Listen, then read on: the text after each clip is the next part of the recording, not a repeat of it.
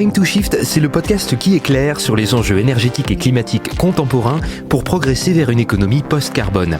Après un été marqué par le réchauffement, Time to Shift sort de sa bulle et interroge un panel de personnes engagées pour penser la société de demain. Nous sommes allés rencontrer des think tanks moins climato-centrés et plus généralistes pour faire entendre de nouvelles voix et de nouvelles idées. Aujourd'hui, Terra Nova.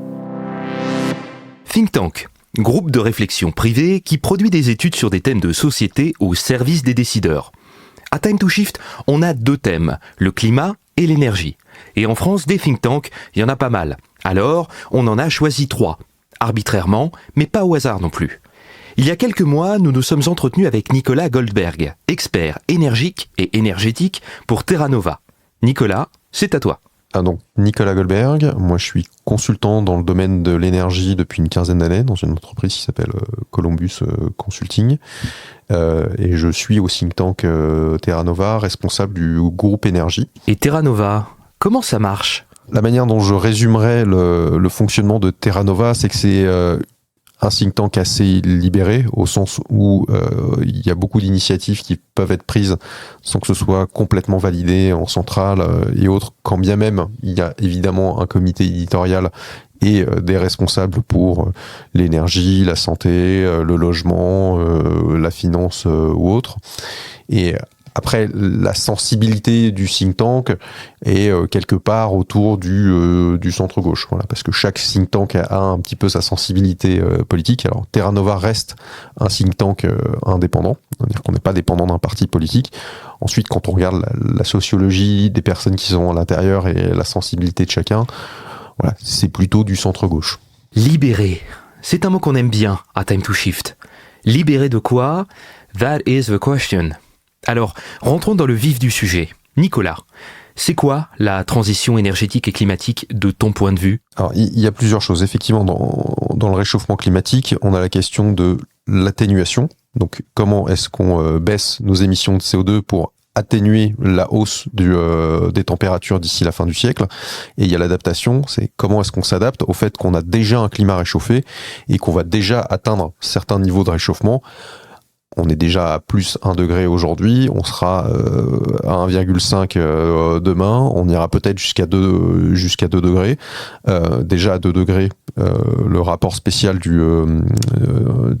GIEC, de la R5 du GIEC, nous dit qu'il y a quand même des conséquences assez irréversibles, et si on monte au-dessus, ça va être encore pire. C'est pour ça qu'il y a cette fameuse phrase de Valérie Masson-Delmotte, qui est vice-présidente du GIEC, qui nous dit chaque demi-degré compte, donc chaque action compte.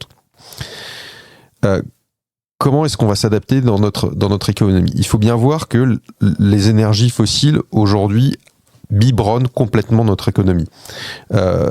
Toute cette économie mondialisée, tout ce qu'on a poussé à l'extrême dans l'économie, dans les avantages comparatifs de Ricardo, toute l'explosion des chaînes de valeur, c'est lié aux énergies fossiles.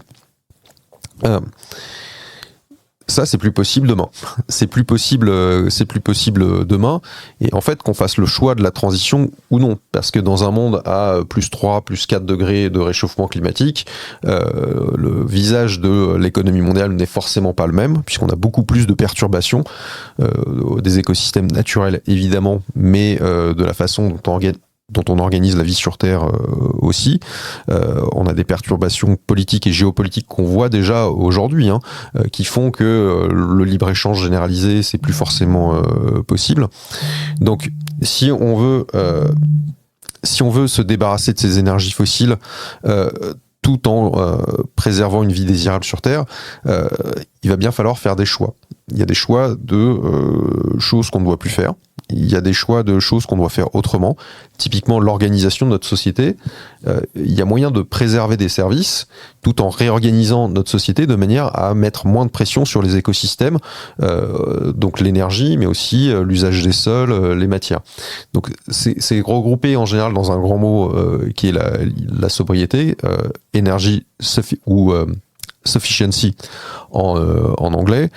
qui dit bien, voilà, c'est des changements d'usage et d'organisation de notre société qui fait qu'on préserve les services, mais qu'on met moins de pression. Typiquement, les transports en commun, le vélo, l'habitat collectif plutôt que l'habitat individuel. Voilà, tout ça, c'est des modes d'organisation de notre société. Ça existe déjà dans certains pays, ont des formes de sobriété. Typiquement, les Pays-Bas, quand ils ont réagi à la crise pétrolière, ils ont installé beaucoup plus de pistes cyclables aujourd'hui. C'est ce qui fait que quand on va aux Pays-Bas, il y a moins d'usage du véhicule individuel. Dans certains cantons suisses, on a aussi beaucoup plus d'électroménagers partagés. Donc c'est comme dans certaines séries américaines. Enfin, vous avez pas votre machine à laver chez vous, mais elle est dans un espace partagé au sous-sol. C'est un lieu de socialisation aussi dans certaines séries, pour ceux qui ont regardé The Big Bang Theory. Enfin, voilà. Donc, de toute façon, si on veut se passer de ces énergies fossiles, on ne pourra pas faire l'économie du débat sur la réorganisation de nos sociétés et des chaînes logistiques. Et en fait, on l'a déjà aujourd'hui parce que on voit qu'il y a énormément de co-bénéfices, pas seulement climatiques et pas seulement d'un point de vue énergétique, à faire ça. Typiquement, vous réorganisez les villes pour qu'il n'y ait plus un monopole du véhicule individuel sur les déplacements. Vous avez des co-bénéfices sur le bruit, sur la pollution atmosphérique. Donc en fait, vous créez aussi quelque chose de plus désirable. Vous favorisez le vélo un peu partout. Vous avez un enjeu de santé publique parce que les personnes sont plus actives dans leur mobilité, donc elles sont en meilleure santé. Donc on ne pourra pas faire l'économie de ce débat-là. Après, il y a quand même qu'on gardera des besoins énergétiques. Et là, il y a la question de comment est-ce qu'on les produit. Et aujourd'hui, si je prends l'exemple de la France, les 2/3 de notre consommation d'énergie, c'est des énergies fossiles. C'est un système énergétique qui est très peu visible en réalité, puisque tout est importé, l'extraction a lieu ailleurs, donc on ne voit pas. Demain, si on transforme notre système énergétique, on aura des infrastructures qui seront plus visibles, parce qu'elles sont relocalisées sur notre territoire, ce qui a des avantages d'un point de vue stratégique et d'un point de vue géopolitique, mais toutefois on les voit. C'est-à-dire qu'on va avoir des paysages de la transition qui vont être un petit peu transformés. On va peut-être aussi ouvrir des mines chez nous, parce que là, on se dit que s'il faut du véhicule électrique, alors je suis pas sûr qu'il faut remplacer le véhicule individuel thermique par un véhicule individuel électrique en 1 pour 1 et en faisant augmenter le poids. Toutefois, même si on met en place des politiques de sobriété, on aura quand même besoin de véhicules électriques. Si on prend le scénario de RTE, sobriété de RTE, c'est un scénario dans lequel il y a encore 22 millions de véhicules individuels. Donc on est loin du zéro, mais on n'est pas à 40 millions. Donc c'est déjà significatif. Donc on va peut-être ouvrir des mines de lithium en France, notamment dans l'Allier. Bon, ça veut dire que on va redécouvrir les impacts de notre consommation, et ça va peut-être nous inviter à la modérer. Donc voilà, quand on parle de organisation de l'économie, transition, il y a tout ça. Il y a quelle organisation de notre société, quel système productif relocalisé, visible sur notre territoire, et après qu'est-ce qu'on en fait? Est-ce qu'il y a des choses qu'on accepte de ne plus faire ou de moins faire? Est-ce qu'il y a des nouveaux besoins qui vont émerger à l'avenir? Voilà, tout ça, c'est le débat de société qui fait que la question climatique n'est pas qu'une question technique. Et justement, parlons de ce qui est très politique. Tous ces changements nécessitent une masse de décisions, d'arbitrage et surtout d'investissements plus ou moins risqués. Alors, du citoyen lambda, comme toi et moi, à la présidente de la Commission européenne, qui doit être le responsable de tous ces changements? Qui prend les décisions? C'est très important. Qui paye? La question de l'articulation avec les différents échelons, il y a forcément plusieurs échelons parce que tous sont pertinents. On parlait de l'organisation de nos modes de société, de nos modes de vie et de nos sociétés. C'est pas dans une grande instance européenne supranationale qu'on va décider comment organiser la ville de Besançon. C'est plutôt à la ville de Besançon de décider comment elle s'organise. À la limite, il faut un échelon supplémentaire au niveau du département parce que la ville vit aussi avec son écosystème autour. C'est pas au niveau de supranational que ça se décide. Toutefois, le niveau supranational a une responsabilité. Est-ce qu'on continue les accords de libre-échange ? Parce que passer des accords de libre-échange, ça a un impact au niveau de l'économie locale, parce que ça veut dire qu'on commence à mettre en concurrence des petits fournisseurs, des petits commerces, avec d'autres commerces qui sont situés à 5000 km de chez eux, et bon, qui ont peut-être pas forcément les mêmes normes sociales, les mêmes droits du travail, les mêmes droits de l'environnement, les mêmes systèmes productifs. Donc le niveau supranational joue vraiment aussi. Et donc on l'a vu aussi avec le paquet Fit for 55, donc qui dit le paquet européen qui dit il faut diminuer de moitié vos émissions de CO2 d'ici 7 ans. Ce qui est quand même extrêmement ambitieux. Je ne sais pas si on l'atteindra, mais en tout cas c'est important qu'au niveau supranational on se dise on est 27 pays européens, on a tous choisi de respecter cet objectif, chacun s'organise un petit peu comme il veut. Derrière il y a la normalisation de tout ce qui est qu'est-ce qui est vert ou pas, qu'est-ce qui est technologie de la transition, qu'est-ce qu'on ne veut plus, qui donne un signal au secteur financier pour savoir dans quoi investir ou où flécher les investissements. Après, ils choisissent parmi le dictionnaire qu'on a établi pour savoir où investir, et ça joue après au niveau national puis régional et plus local. Donc tous les échelons sont pertinents, il y a des articulations à avoir. À mon avis, ce qu'il faut éviter, c'est de se dire que on va juste envoyer un signal prix et que le marché fera son affaire. Le signal prix, c'est quelque chose d'intéressant. Ça doit pas être l'alpha et l'oméga. Ça doit pas être l'alpha et l'oméga parce que moi j'ai fait partie, mais comme beaucoup de monde en fait, naïvement, il y a une quinzaine d'années, de ceux qui disaient en fait si on augmente le prix du carbone, les fossiles vont devenir de plus en plus chers, et donc en fait les gens vont se reporter sur des technologies non carbonées. Bon, en fait, ça c'est un raisonnement, c'est ce qu'on appelle un raisonnement PowerPoint. C'est vous avez pris le petit carré, vous avez bougé le petit carré et puis ça fonctionne bien. Mais en fait, ça fonctionne pas. Pourquoi ? Parce qu'il n'y a pas forcément d'élasticité de la demande au prix sur les énergies fossiles, parce que vous n'avez pas les alternatives. C'est-à-dire que quand vous êtes dans un pavillon à 50 km de votre lieu de travail, que vous n'avez pas de transport en commun, pas de piste cyclable, en fait, vous n'avez pas d'autre choix que de vous déplacer en véhicule thermique, surtout quand le véhicule électrique est encore trop cher pour vous et n'est pas aidé. Donc en fait, quand vous faites ça, vous incitez pas à la transition, vous faites juste que créer de la pauvreté. Et vous taxez pas forcément, et là on en revient à qui paye, vous taxez pas forcément ceux qui méritent le plus d'être taxés dans un projet de société juste. Donc il y a un signal prix qu'il faut utiliser, qui est intéressant, mais après il faut pas se dire que le marché fait tout, d'autant plus dans une société où on a énormément d'inégalités, et où si on regarde les 2, 3, 4 premiers déciles, comment est-ce qu'ils vivent, comment est-ce qu'ils consomment, et les déciles les plus riches, il y a un énorme fossé. Donc forcément on peut pas traiter les deux de la même façon avec juste un signal prix en se disant ils se débrouillent tous. En fait ça vous donne de la pauvreté pour les premiers déciles, et puis après les déciles les plus aisés paieront un peu plus cher, mais bon ça pour eux c'est pas un problème.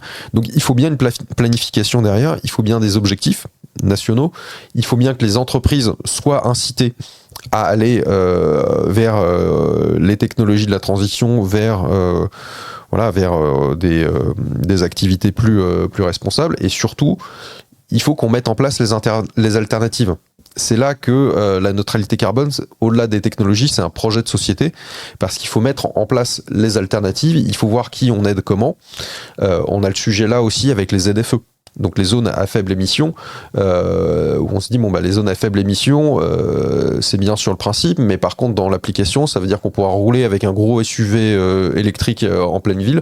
Par contre, que le petit entrepreneur qui a son camion diesel, lui, il a plus le droit de venir.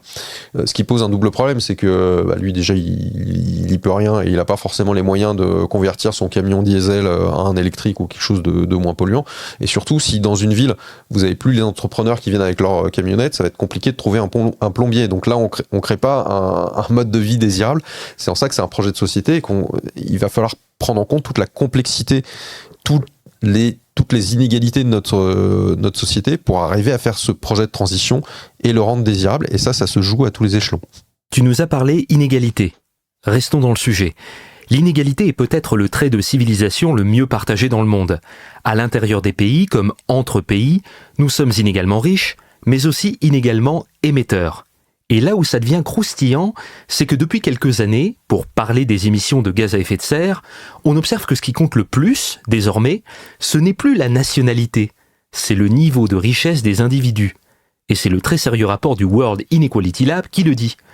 Est-ce que ça serait pas un effet inattendu de la mondialisation commerciale et financière ? Qu'est-ce que ça nous dit de la répartition des richesses qu'elle a créées ? Alors, totalement. Et alors, c'est amusant que tu pointes ça, parce qu'en fait, on aurait regardé ça il y a une vingtaine d'années, c'était très différent.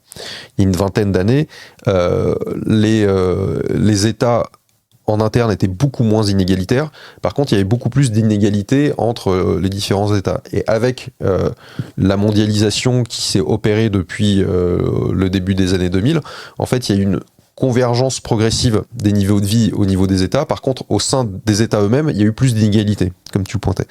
Donc, effectivement, il y a la question de comment est-ce qu'on répartit les fruits de la richesse de la mondialisation, puisque, effectivement, augmenter le commerce, à part quelques exceptions près, c'est vecteur de paix, et ces vecteurs d'enrichissement. Il y a la question de comment est-ce qu'on répartit derrière et quel est le bon niveau qu'on fixe. C'est pour ça aussi que quand nous, Terra Nova, on a plaidé pour des boucliers tarifaires et autres, on s'est dit qu'il fallait aller vers un maximum de ciblage. Mais ça, c'est compliqué, parce que c'est une décision politique, et très souvent, ça fait que des mécontents. Mais c'est plus simple que de dire, on va mettre une ristourne de 30 centimes à la pompe. C'est plus juste que on va mettre une ristourne de 30 centimes à la pompe pour tout le monde, ou un bouclier tarifaire généralisé à 4%.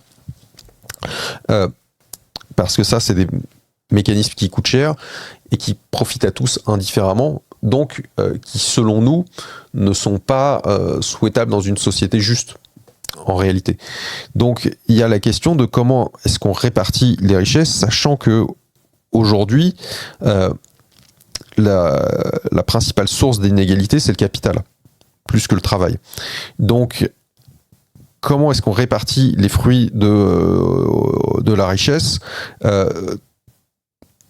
Il y avait l'ISF, avant en France, qui était une forme de taxe sur le capital, qui est devenue l'IFI. Donc on dit, on taxe que le capital immobilier, alors que pour les déciles les plus riches, en fait, le capital immobilier, c'est une toute petite partie de leur capital.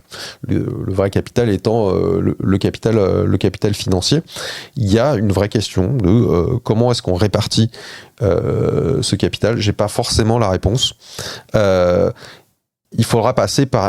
On passera forcément par une réflexion sur les inégalités du capital, la taxation de l'héritage également, parce que il me semble que dans la même étude, il est pointé que le principal vecteur d'inégalité, c'est l'héritage.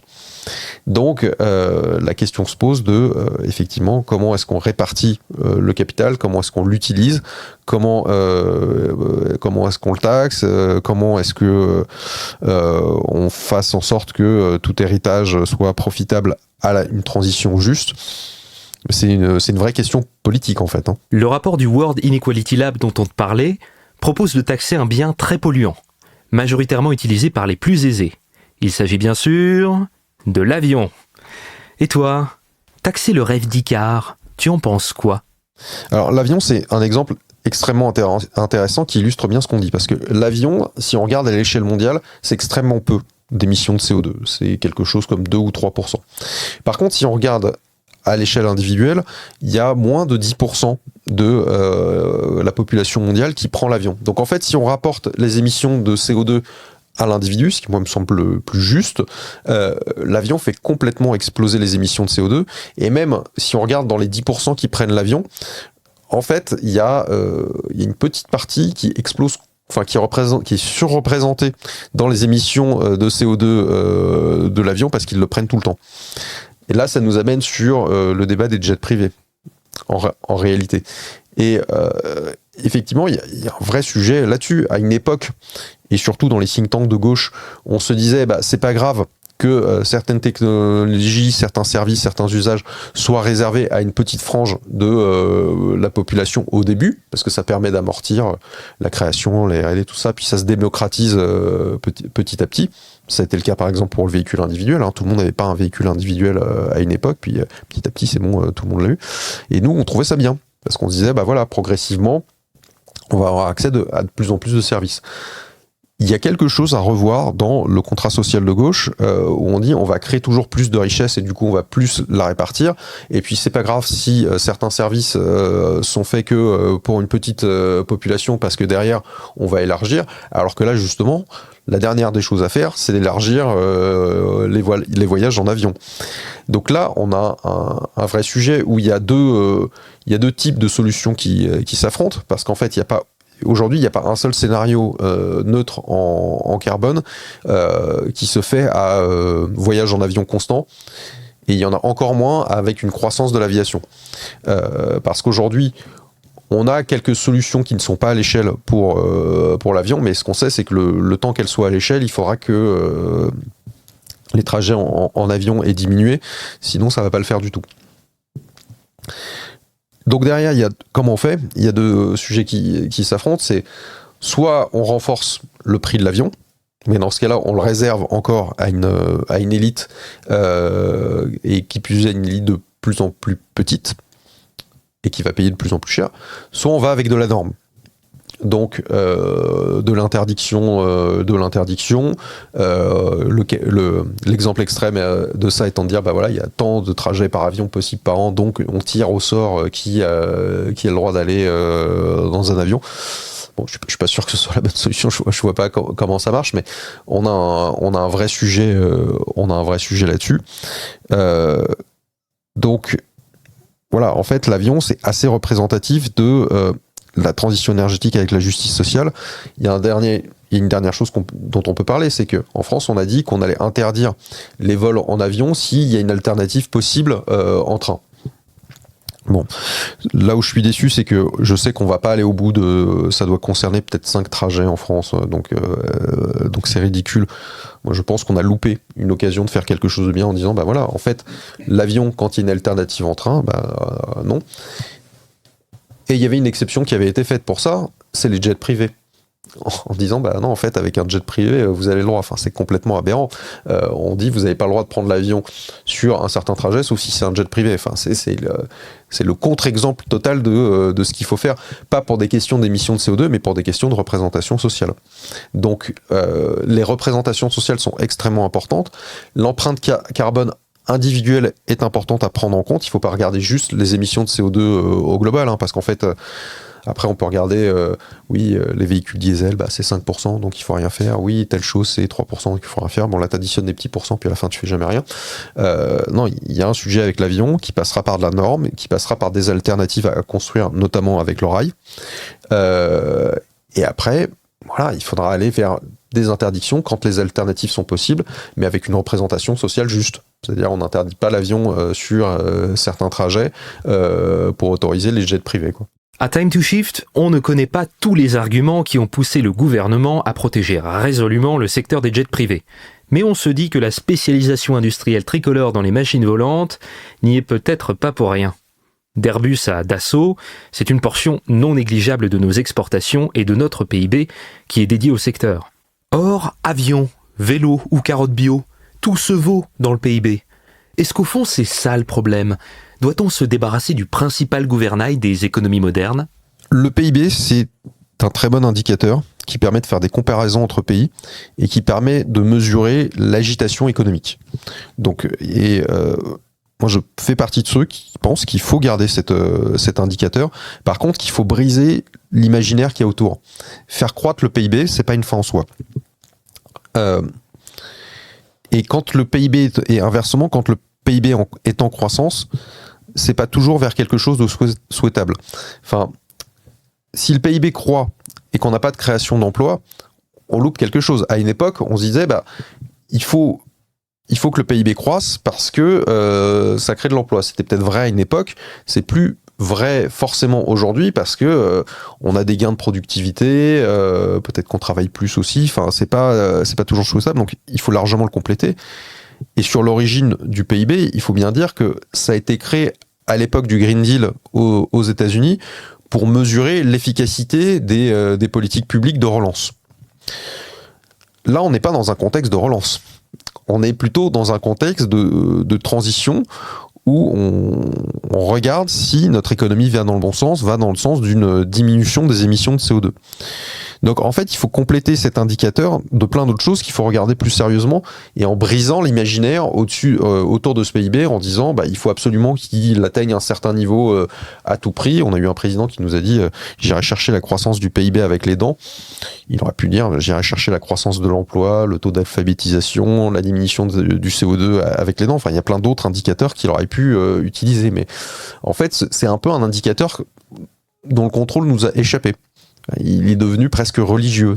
C'est ça qu'on regarde, ça monte, ça descend. Si ça descend, il faut faire des choses. Si ça monte, c'est que c'est très bien. Et puis tant pis si tout le monde est dans la rue. Enfin, donc il y a d'autres indicateurs qu'on peut regarder. La pauvreté, la durée de vie en bonne santé, les émissions de CO2, l'empreinte carbone. Donc il faut le compléter. Il faut le compléter et se dire que si une année ça baisse ou si une année ça monte, il y a d'autres choses à regarder autour pour voir si c'était effectivement souhaitable ou non. Et alors comment on fait ? Une loi ? Un décret ? Un Grenelle ? En fait, c'est pas que ça se décrète, mais ça se travaille dans les politiques publiques, puisque je fais partie de ceux qui pensent que un État avec des symboles, ça éduque. Donc, on pourrait par exemple convoquer ministre de l'énergie et ministre de l'économie à chaque fois qu'on n'atteint pas les objectifs d'émissions de CO2, à chaque fois qu'on n'atteint pas des objectifs de hausse de l'espérance de vie en bonne santé, de lutte contre la pauvreté, comme on le fait pour le PIB. C'est-à-dire que le PIB, je crois, est publié tous les mois ou tous les 3 mois. Il y a 15 articles à chaque fois pour vous dire qu'est-ce qui se passe autour. On convoque les ministres, tous sont invités à commenter. On pourrait faire ça avec d'autres indicateurs. Ça ne se décrète pas simplement. Ça se fait en se fixant des objectifs sur les autres indicateurs et en y accordant autant d'importance. C'est un peu le cas maintenant avec les émissions de CO2, où on a des budgets carbone. Il faut regarder leur évolution. On a un haut conseil pour le climat qui scrute ça de près. On a la presse qui en parle quand les chiffres sortent. On pourrait avoir ça avec d'autres indicateurs. On a ça avec le chômage. C'est intéressant. On a moins ça avec d'autres indicateurs. Je pense à espérance de vie en bonne santé, les inégalités. Voilà, on pourrait construire un projet politique autour de ça. Ça ne se décrète pas, ça se construit, et c'est pas juste quelqu'un qui va être élu qui va dire ça. En fait, c'est les citoyens qui doivent mettre une pression sur le politique pour que lui s'empare du sujet et déploie une politique derrière. Parce que c'est comme ça que ça fonctionne en démocratie, en vrai. En démocratie, c'est pas juste quelqu'un qui arrive avec un programme, tout le monde se dit c'est génial, on vote pour lui. C'est plutôt des citoyens qui se rassemblent, qui construisent des choses, et à mesure que ça pèse dans le débat public, le politique s'en empare pour en faire un argument de campagne. C'est plutôt comme ça que ça fonctionne. Et bien justement, depuis l'invasion de l'Ukraine, on a le sentiment que quelque chose a bougé dans le débat public et dans l'opinion. La question de la fragilité des approvisionnements de l'Europe en énergie fossile a quitté le cercle des experts pour s'inviter sur les plateaux télé, et donc dans le salon des Français. L'analyse du Shift sait que ce sujet est incontournable pour envisager l'avenir, et notamment la question de la croissance économique. Et toi, la baisse de la disponibilité des énergies fossiles, ça t'inquiète ? Décroissance énergétique égale décroissance économique ? Dans les 3-4 dernières années, tout s'est beaucoup précipité. Il y a eu une prise de conscience sur l'urgence climatique. En France, on a eu des rapports de RTE et de l'ADEME sur la neutralité carbone et comment l'atteindre. On a eu un haut conseil pour le climat qui a été créé. On a eu le Covid, puis une tension sur les énergies fossiles en raison de la reprise économique mondiale, puis la Russie qui a joué son jeu géopolitique. Donc en fait, il y a un certain nombre de risques que beaucoup mettaient en avant qui se sont matérialisés, à savoir le réchauffement climatique et les risques géopolitiques dus aux énergies fossiles. Moi, je pense foncièrement une chose, c'est que si on continue de se reposer sur les énergies fossiles et qu'on ne fait rien, notre économie va s'effondrer. Notre économie va s'effondrer puisque les énergies fossiles font des yo-yo insupportables sur les prix, donc pénalisent toute politique publique long terme et toute économie de long terme. Ça pénalise aussi toute notre indépendance géopolitique, et on le voit déjà, il y a beaucoup de pays du Golfe avec qui on nourrit des relations un peu malsaines pour des questions d'approvisionnement en pétrole. Donc, en fait, sur la transition et l'économie, moi je pense que si on ne fait rien, si on se dit on va continuer avec les énergies fossiles, notre PIB va décroître. Et d'une façon pas souhaitable. D'une façon vraiment pas souhaitable, très inégalitaire, avec un risque politique derrière. Donc derrière, il faut de toute façon s'en passer. Si en s'en passant, est-ce que le PIB va monter ou va descendre ? Mais moi, j'en sais rien, et en fait, j'ai envie de dire que je m'en fiche. C'est pas l'indicateur que je regarde. Moi, je regarde notre dépendance aux énergies fossiles, et comment est-ce qu'on construit une société souhaitable sans énergie fossile. Et après, le PIB, il monte, il descend. J'ai envie de dire que c'est pas la question. Si on construit des transports en commun dans les grandes villes, si on arrive à chasser le véhicule individuel et qu'on remplace ça par des mobilités actives et collectives, on fait diminuer les émissions de CO2, on donne accès à la mobilité à certaines personnes qui n'y ont pas accès, on rend nos villes plus respirables et on se rend moins dépendant des énergies fossiles. Est-ce que ça, in fine, ça fait baisser le PIB ? Mais j'ai envie de dire que je m'en fiche. J'ai regardé tous les autres co-bénéfices, je dis que ça, c'est un projet de société souhaitable, donc on y va. C'est à mon avis ça, la question qu'il faut se poser. Et dans les projets de décroissance, en fait, moi j'ai toujours un petit peu de mal parce que décroissance avec le projet de décroissance, on regarde toujours le PIB. Alors qu'en fait, il faut pas le regarder. Il faut le regarder si on veut faire d'autres choses, mais si on fait un projet de transition, c'est pas ça les indicateurs qu'on va regarder. Donc peut-être que j'ai beaucoup de convergence avec les projets de décroissance, notamment sur la réduction des inégalités, sur les modes plus collectifs, sur une meilleure répartition des richesses, mais j'aime pas parler de cette décroissance parce que pour moi ça se fixe toujours sur le PIB alors que c'est autre chose qu'il faut regarder, et qu'il y a un projet qui selon moi est très décroissant et très non désirable, c'est celui de la pérennité des énergies fossiles. Pour poursuivre dans la même veine, il semble qu'il n'y ait pas que le pétrole et le gaz qui posent problème. De plus en plus de gens s'inquiètent aussi de la disponibilité des ressources minérales. Et quand on regarde du côté de la biomasse, sous toutes ses formes, forêt, agriculture, pêche, les limites sont partout. D'ailleurs, on peut même étendre le sujet de l'épuisement à celui de la biodiversité, qui s'effondre rapidement et sûrement, d'après l'IPBES. Est-ce qu'au fond le principe est le même pour tout ça ? On peut appliquer la même approche et c'est ce qui nous invite aux politiques de sobriété. Parce que on parle beaucoup de sobriété énergétique parce que ça nous fait économiser de l'énergie, mais ça nous fait économiser aussi des matières. Si on a moins de véhicules individuels parce qu'on en a moins besoin, et si ils sont plus légers parce qu'on a changé l'imaginaire autour du véhicule, on consomme moins d'énergie, mais on consomme aussi moins de matériaux. Et dans les matériaux qui vont nous manquer, on parle souvent du lithium, du cobalt. En réalité, les métaux classiques vont nous monter. Cuivre, aluminium, tout ce qui est aussi antioxydant, nickel, chrome. Pourquoi ? Parce qu'on aura plus de réseaux électriques, puisque faire la transition, c'est électrifier plus, donc ça veut dire plus de réseaux, donc ça veut dire du cuivre et de l'aluminium. Ça veut dire qu'on remplace le fossile par des infrastructures, donc c'est consommateur d'acier, de cuivre et autres. Le véhicule électrique, c'est très consommateur de matériaux, d'où l'idée de le faire correctement. Et donc effectivement, cette attention sur les ressources naturelles, qu'elles soient...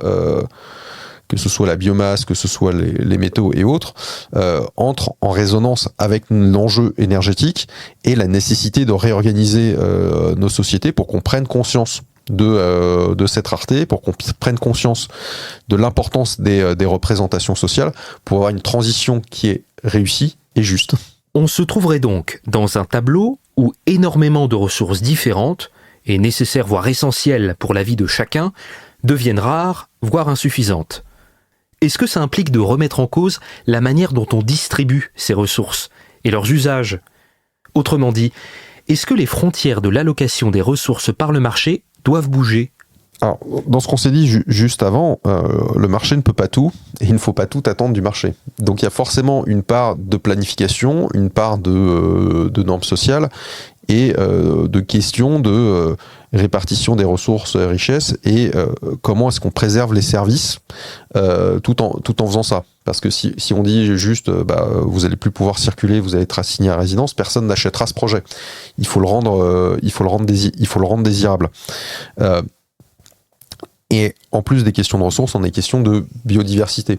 D'où la question d'usage des sols, comment est-ce qu'on recrée des îlots de biodiversité dans certains déserts, notamment les terres agricoles en monoculture dans la Beauce. Enfin. Donc oui, il y a cette question de l'usage. Est-ce que ça veut dire qu'on élimine tout le marché ? Je pense pas. Par contre, ça veut dire qu'on a plus de planification, plus de contrôle et on a beaucoup plus de normatifs. Parce que effectivement le marché ne peut pas tout et que si on laisse tout faire par un marché, on crée à la fois de la pauvreté et un manque d'avancement ailleurs si il n'y a pas l'incitation, la planification qui va derrière. Revenons au concret, du sonnant et trébuchant. Pour toi, Nicolas, sur quoi doit-on investir en priorité et surtout, qui va le faire ? Investissement public ou investissement privé ? Il y aura forcément de l'investissement public dans certaines choses, notamment parce que, alors après, public ou parapublic, mais les réseaux de gaz ou d'électricité en France sont bien gérés par des entités majoritairement détenues par du public. Donc il y aura forcément une part d'investissement public. Il y a aussi une part d'investissement privé. Aujourd'hui, les investissements dans les énergies renouvelables se font beaucoup par le privé, avec des garanties d'État. Donc là, on a un mix. Ensuite, dans quel secteur est-ce qu'il faut investir ? On a un sujet sur la production d'énergie. C'est que déjà, la plupart de l'énergie qu'on consomme, elle est importée. Donc il va forcément investir là-dessus pour pouvoir produire ça de manière plus responsable et possiblement chez nous. Notre système électrique arrive quand même un petit peu à bout. C'est-à-dire qu'on a des centrales nucléaires qui produisent une grosse partie de notre électricité. On voit que à un moment elles vont fermer. Alors quand exactement, on ne sait pas, mais en tout cas ça veut dire qu'elles vont fermer et il y a de fortes chances qu'elles ferment tout en même temps puisqu'on les a construites tout en même temps. Donc en tout cas dans une période de temps assez resserrée. Donc il faut reconstruire un système électrique et il faut l'augmenter puisque même si on met en place des politiques de sobriété, on consommera a priori plus d'électricité, moins d'énergie mais plus d'électricité. Donc ça c'est le premier secteur. Après les secteurs les plus consommateurs les plus émetteurs de CO2 en France, c'est le transport et les bâtiments. Donc les transports principalement à cause du véhicule individuel, les bâtiments, parce qu'il nous reste beaucoup d'énergie fossile dans les bâtiments. On a encore 3 millions de chaudières au fioul, ce qui est une aberration. On a beaucoup de logements chauffés au gaz fossile. On a beaucoup de logements surtout chauffés de manière assez inefficace, avec des passoires thermiques. Donc il y a un grand plan à faire. Alors c'est l'expression dédiée, maintenant on fait un plan Marshall pour tout, mais il y a un grand plan Marshall à faire dans l'isolation des bâtiments, mais avec une planification. Parce que si vous mettez l'argent mais qu'il n'y a pas les bras pour faire, en fait vous renchérissez juste le coût. Donc c'est là qu'on voit l'articulation entre le public et privé et que, au même titre que un signal prix ne suffit pas, des incitations financières incitées par l'État ne suffisent pas non plus. Il faut être sûr d'avoir les filières, d'avoir les bras, sachant qu'aujourd'hui en France, il y a un nombre incalculable de secteurs économiques qui sont en tension, c'est-à-dire qui n'ont pas assez de bras. Donc si du jour au lendemain vous mettez des grands objectifs au bâtiment, en fait je sais pas comment est-ce que vous allez résoudre ça. Il y aura peut-être une part d'immigration là-dedans si on se détend vis-à-vis de l'immigration, je ne sais pas, mais ça aussi c'est une représentation sociale. Hein. Donc il y a forcément une articulation publique-privée d'une part parce que les infrastructures sont en grande partie publiques dans la production d'énergie et dans l'acheminement, parce qu'elles vont devoir augmenter, parce qu'elles vont devoir être renouvelées, parce qu'on aura besoin de plus de production d'électricité. Et ensuite, il va falloir agir sur le secteur des transports et du bâtiment. Donc sur le bâtiment, on a parlé de cette tension entre le marché, les incitations, la structuration de la filière. Il y a besoin forcément d'une coordination publique. Et sur les transports, en réalité, c'est un peu pareil, puisque rapport à ce qu'on s'est dit juste avant, on ne pourra pas tout faire avec du véhicule électrique. Il y aura une grande part de transport en commun et il faudra de toute façon augmenter le report modal. Donc là, ça passera forcément par des politiques publiques. Est-ce que ça veut dire que c'est un État centralisé ? Pas forcément. Les transports en commun, les aménagements de pistes cyclables, ça peut jouer au niveau de la ville, du département, de la région. Donc c'est en ça que il y aura un mix d'investissements publics privés, il y aura des politiques publiques, mais qui vont jouer à tous les échelons, justement pour arriver à mettre en place une mobilité durable et mettre en place les filières de formation pour rénover les bâtiments. Nicolas, avant de nous séparer, est-ce que tu aurais quelques travaux ou lectures dont tu voudrais faire la promo ? En lien avec les sujets énergie et climat, bien sûr. Alors Terra Nova, on a écrit plusieurs notes sur l'énergie récemment. Avant la présidentielle, on avait écrit un plan énergétique qui soit socialement désirable, où en fait on avait repris beaucoup de conclusions de l'ADEME et de RTE en disant voilà, selon nous ce qu'il faudrait faire, et voilà selon nous ce que devrait être un programme énergétique pour les prochaines années. Donc vous pouvez lire ça. Si vous souhaitez savoir comment fonctionnent les marchés, on a écrit un rapport sur décorréler le prix de l'électricité de celui du gaz, mission impossible, où on a voulu faire quelque chose de très pédagogique pour expliquer comment fonctionnent les marchés de l'électricité et comment est-ce qu'on pouvait les réformer, en évitant tous les poncifs de sortie du jour au lendemain du marché, système ibérique et autres. Donc voilà, on a fait cette note pédagogique. On a fait une note sur la sobriété cet été, justement parce que on sentait venir le risque de coupure et autres, et donc on voulait inviter à mettre en place un plan de sobriété qui soit socialement désirable et surtout un peu plus long terme que ce qu'on a eu, c'est-à-dire que la sobriété, ça s'arrête pas à 19 degrés, il faut déployer les infrastructures de la sobriété. Donc ça, c'est dans les notes Terra Nova que vous pouvez lire. Bien évidemment, le plan de transformation de l'économie française, le PTEF, est assez intéressant, d'autant plus que pour moi, il m'a fait le même effet que le rapport Meadows, où il a montré le caractère un petit peu systémique de la transition de notre consommation d'énergie en le prenant vraiment secteur par secteur. Donc ça, c'est intéressant. Par exemple, comment est-ce qu'on décarbone le secteur de la culture ? Comment est-ce qu'on décarbone le secteur de la santé ? C'est pas des choses dont on parle. Et pourtant, dans un monde sans énergie fossile, il faudra qu'on garde des hôpitaux, il faudra qu'on garde un secteur culturel fort parce que c'est vecteur de lien social. Donc comment est-ce qu'on fait des JO sans énergie fossile? Ça, j'ai trouvé ça assez intéressant. Après, dans les autres livres qui m'ont marqué, moi j'ai beaucoup aimé Or Noir de Mathieu Ozano. Donc on reste toujours quelque part dans le Shift Project, mais c'était intéressant parce que c'était l'histoire vue à travers le prisme du pétrole. Donc c'est une façon différente de voir l'histoire qu'on l'apprend, de la manière dont on l'apprend à l'école. Donc c'est pas pour ça que les événements ne sont pas les mêmes, mais ils sont vus sous un prisme différent.